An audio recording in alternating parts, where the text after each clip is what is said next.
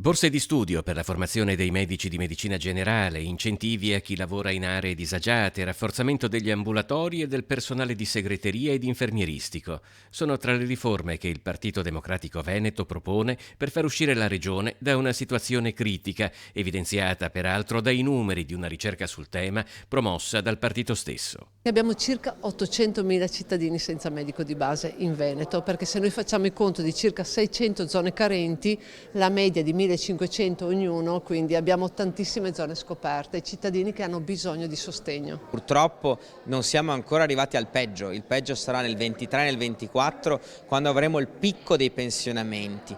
Questo è in gran parte per responsabilità della Regione che in questi anni non ha messo abbastanza borse di studio. Siamo la regione italiana che ne ha messe di meno in rapporto alla popolazione. All'orizzonte c'è inoltre il continuo invecchiamento della popolazione. Oggi un veneto su 10 ha più di 75 anni e tra un paio di decenni saranno quasi il doppio.